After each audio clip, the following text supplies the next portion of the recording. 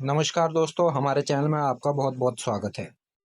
दोस्तों, आज हम बात करेंगे भारत के आर्थिक इतिहास के सबसे कठिन दौर के बारे में, 1991 के आर्थिक संकट के बारे में।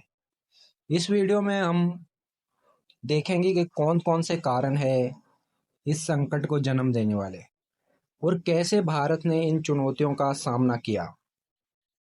1991 में भारत एक गंभीर आर्थिक संकट से गुजर रहा था। इस संकट के पीछे कई कारण थे। सबसे इम्पोर्टेंट रीजन था भारत का व्यापार घाटा।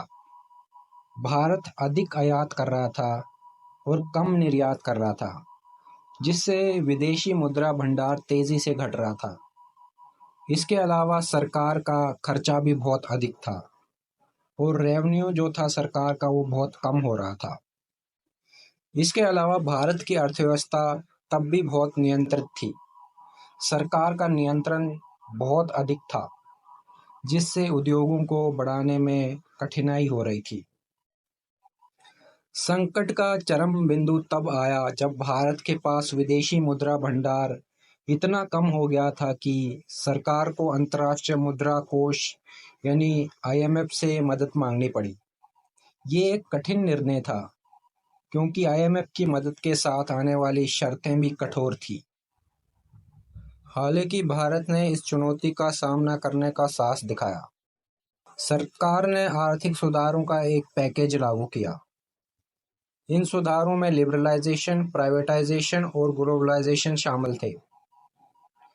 लिबरलाइजेशन का मतलब सरकार का नियंत्रण कम करना। प्राइवेटाइजेशन का मतलब सरकारी उद्योगों को बेचना।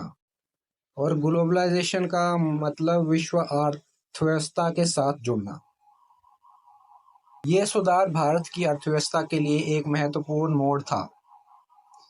इन सुधारों के कारण भारत की अर्थव्यवस्था तेजी से बढ़ने लगी, देश का व्यापार बढ़ा और विदेशी निवेश भी बढ़े। 1991 का आर्थिक संकट भारत के इतिहास का एक कठिन अध्याय था। हालांकि इस संकट ने भारत को एक महत्वपूर्ण सबक सिखाया। भारत ने इस चुनौती का सामना करने के लिए साहस दिखाया। आर्थिक सुधारों के माध्यम से भारत ने अपनी अर्थव्यवस्था को नई ऊंचाइयों पर ले जाने में सफलता प्राप्त की।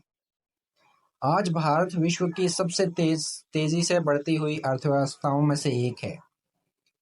ये सब कुछ 1991 के संकट से उबरने की भारत की यात्रा के कारण ही संभव हुआ। दोस्तों, अगर आप भारत के आर्थिक इतिहास के बारे में अधिक जानना चाहते हैं तो इस वीडियो को लाइक करें, शेयर करें और इस चैनल को सब्सक्राइब कर दीजिएगा।